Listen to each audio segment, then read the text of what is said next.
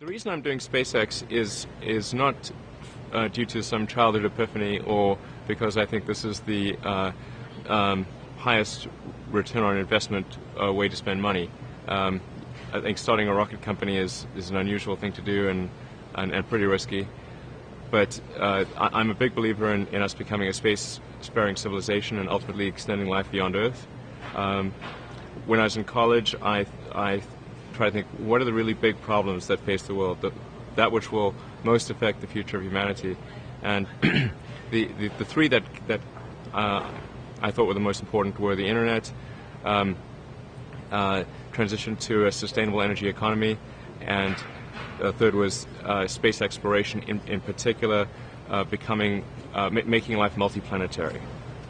And I didn't really think I'd have anything to do with the third one because that seemed like the province of governments largely or entirely. I wasn't sure how I could get involved in sustainable energy. Although that was the path that I originally started on. That's what originally brought me to Silicon Valley, was to do a PhD at Stanford in energy storage technologies for electric vehicles.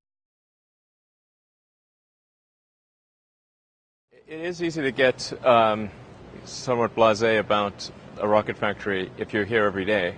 But it's true what you say. I mean, this really is a rocket factory, and you're walking around, and that's a rocket engine, and that's a stage that's going to go to orbit, and that's a spacecraft that's going to carry people to the space station, and one thing after another. And these are actually pretty remarkable things.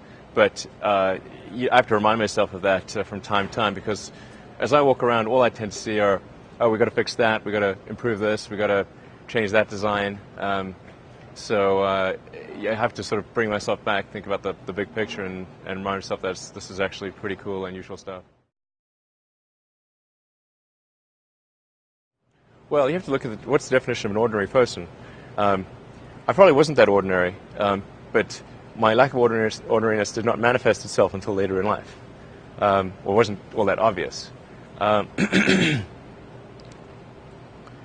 I think people can choose to be not ordinary. You know, they can choose to not necessarily conform to the conventions that were taught to them by their parents. So yes, I think it's possible for ordinary people to choose to be extraordinary.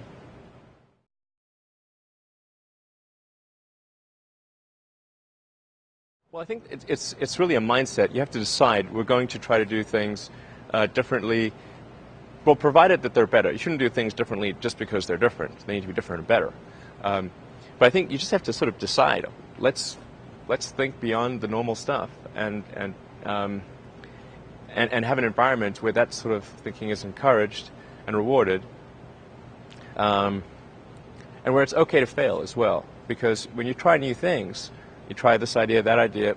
Well, a large number of them are not going to work, and that has to be okay. If every time somebody comes up with an idea that has to be successful, you're not going to get people coming up with ideas.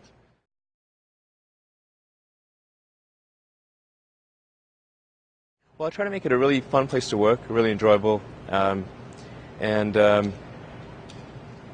I talk about the grand, the vision of SpaceX, where we want to go. We want to take people to orbit and beyond. We ultimately want to be the company that makes a difference in extension of life beyond Earth, which is one of the most important things that life itself could achieve.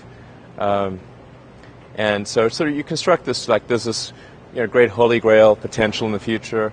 You have to stay grounded in the short term. So because if you don't do things that pay the bills, you're not going to achieve the ultimate long-term objective. But it's nice to have that sort of holy grail long-term potential out there as inspiration for coming to work. So yeah, I mean, you're motivated obviously to make money, and you want to make money, but are you motivated beyond just profit motive and racking up dollars? And yeah, no, I'm a volunteer. I mean, I don't need the money. There's nothing. It's not like I'm sitting here saying I wish I could buy such and such a thing. I could buy it. I get paid minimum wage. Actually, I don't even get overtime. But not being motivated personally by money is not the same as saying that I think SpaceX shouldn't make money. In fact, it's very important that SpaceX is profitable, or we will not be able to earn the money necessary to continue future developments. Because the company's at a scale right now where I can't afford to just personally fund it and not get any, and not, if we don't generate any revenue. We have to sort of earn our keep because we're a pretty big company right now. I think it's worth noting that when somebody has a breakthrough innovation, it is rarely one little thing. Very rarely is it one little thing. It's usually a whole bunch of things that collectively amount to a huge innovation. But the problem is, because it's hard to convey a complicated thing to people, the innovator or the innovator's PR department will say, oh, such and such is the reason why it's better. This little catchphrase, like what is it with eBay, like Pam wanted to do Beanie Babies or something. I mean, really, that's not the basis for eBay, but that was like the PR department. Yeah, the Pez dispenser. The Pez dispenser, that's right. I mean, yeah, that's not even a true story, is it? It's like something the PR department made up. So, innovation is a collection of complex things that are usually difficult to convey. So there's some soundbite that's given. Why is Southwest Airlines the most profitable airline in the whole business? It's not because it's not just because they use 737s. Okay, I mean, if that was that easy, everyone could do it.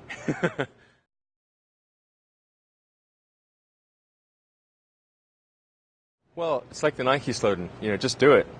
That's just showing up is half the battle. Just you got to try hard to do it, and don't be afraid of failure. You also need to be rooted in reality. So you shouldn't. It's easy to get high in your own supply, as Scarface said. You've got to not be afraid to innovate, but also don't delude yourself into thinking something's working when it's not, or you're going to get fixated on a bad solution. Yeah,